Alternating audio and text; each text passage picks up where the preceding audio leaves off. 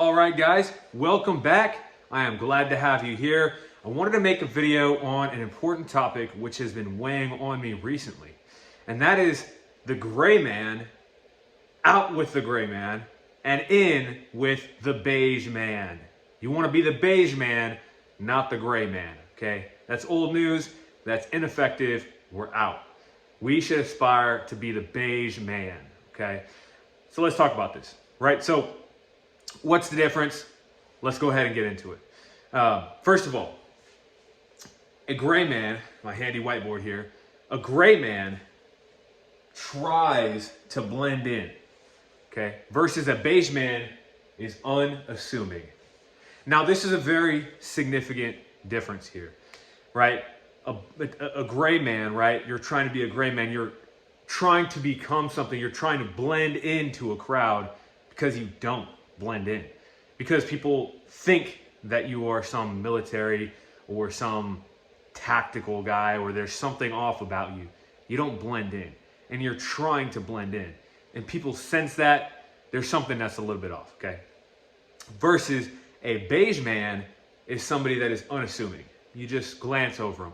You don't think twice, okay? So for example, I'll move the camera here so you can see. I'll show you, and this is generally what I wear on any given day. I am a beige man, okay?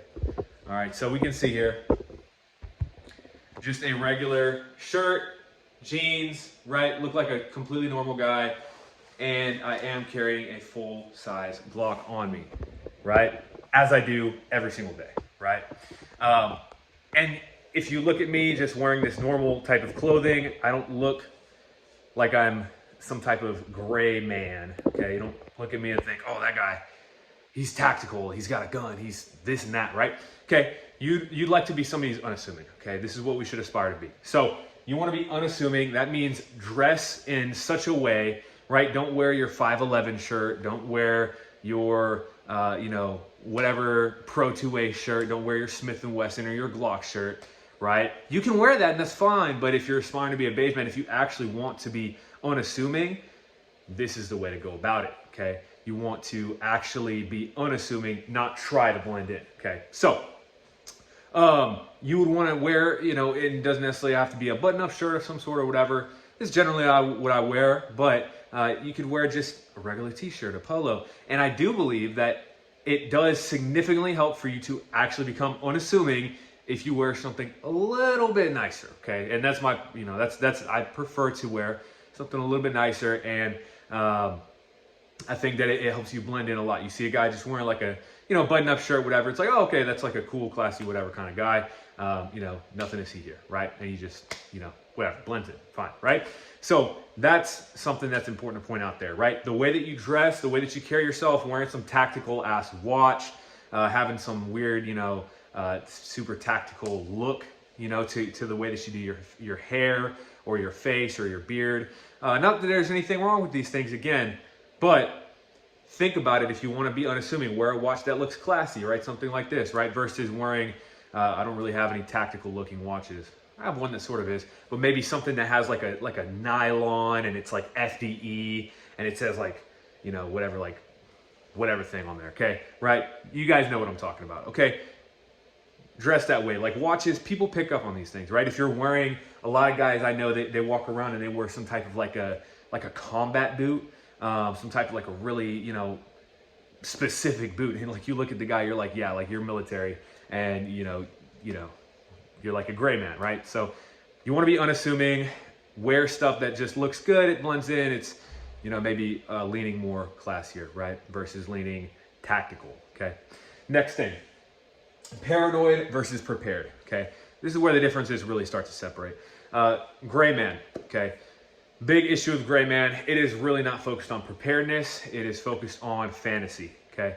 And gray man is like, oh man, I have to have this like super crazy truck gun set up. I have to be prepared in case a terrorist with body armor comes into the mall and there's multiple of them.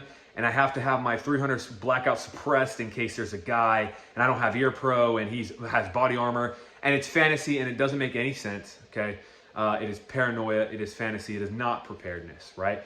Preparedness is a state of being. Preparedness is a set of skills, right?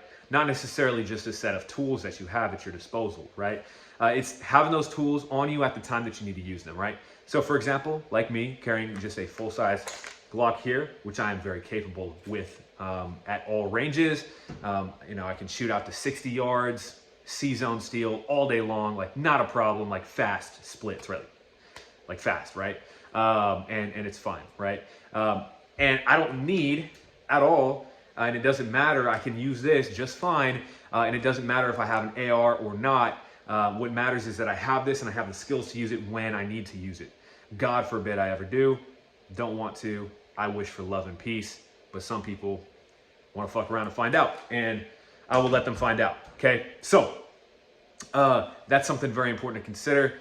Have the tools on you, have them, have the skills to use them. It's not about just like trying to stock up on like a million fucking, you know, different scenarios and just try to be perfectly prepared for every scenario. It's about being able to have a general, well-rounded skill set in which you can apply when needed to win an altercation. Also, Breast Cancer Awareness Month, okay? Leave it in the comments below. Hit the like button. Pink mask, okay? Awesome. All right, next thing. Overthinking. Simple, okay? And this really plays into the thing that we're already talking about. I have literally seen guys on this YouTube platform, and they go and they say, oh my God, like, here's my active shooter setup in my car, and this is how I'm gonna respond. And I shit you not, bro, literally has plates, and you've seen these videos, guys. Bro has plates in his car, armor plates. I've seen guys with fucking helmets with nods, bro, and like a night vision AR. Bro, what are you doing, man?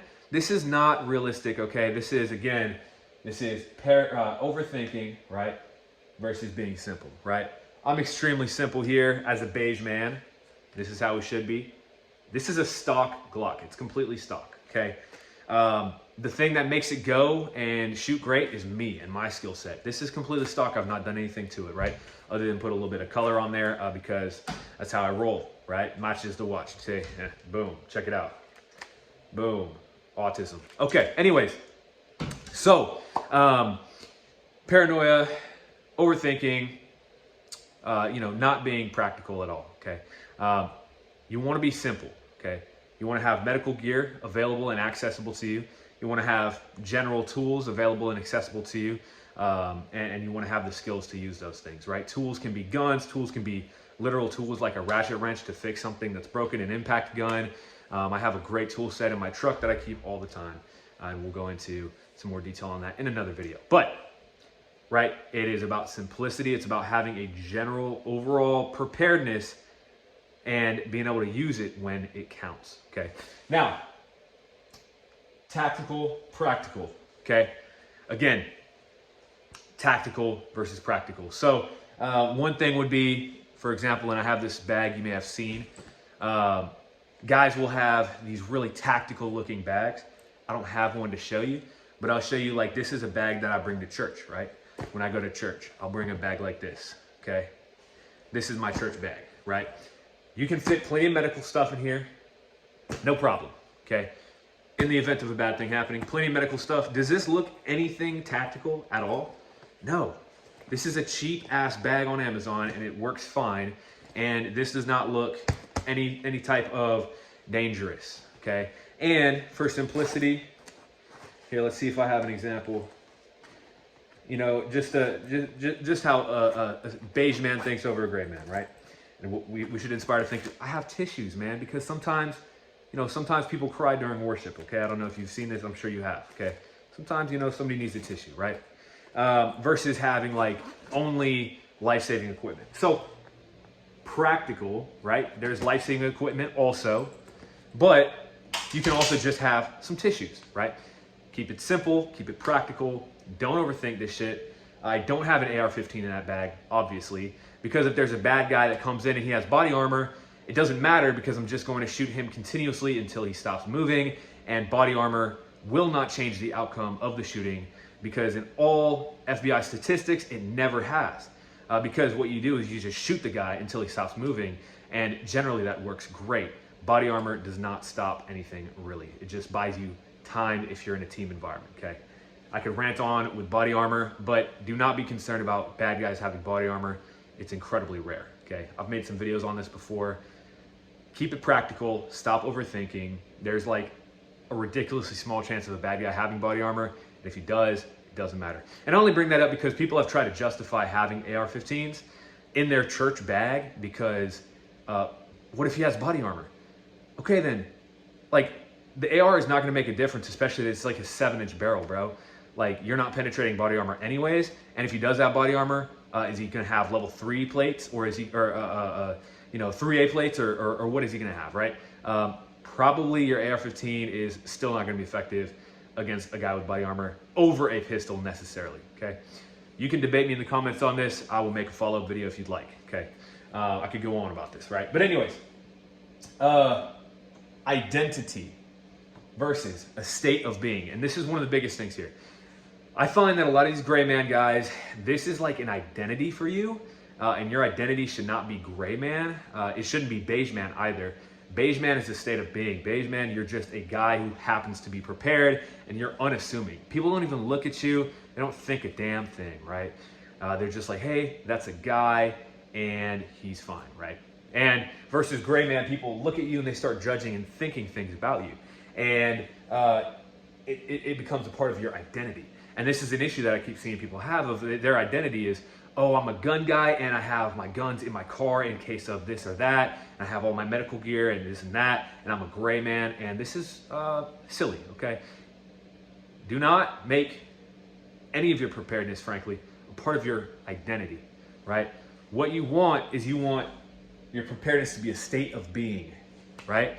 It's just a state that you're in. You're just a person who happens to be prepared, right? You have some food that's stocked up for the family in case of an emergency. You have some water available to you. You have water purification as tools that are available to you as a state of being. You are prepared versus you are identifying as like a gray man or identifying as a prepper or some sort of identity.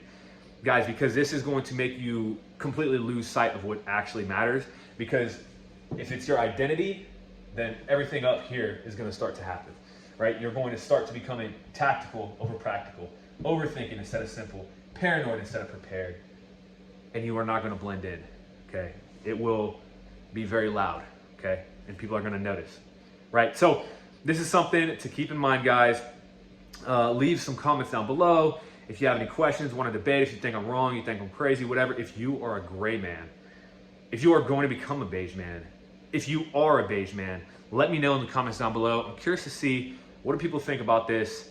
And I appreciate you watching. If you watched this far, you're a champ. This channel is small right now, but it is growing. Go ahead and like, subscribe, comment, and God bless America. And go ahead and hug your family. Read your Bible if you read a Bible, or if you don't read a Bible, maybe give it a shot. And God bless America. Kiss your wife, hug your kids if you have wife and kids. Amen.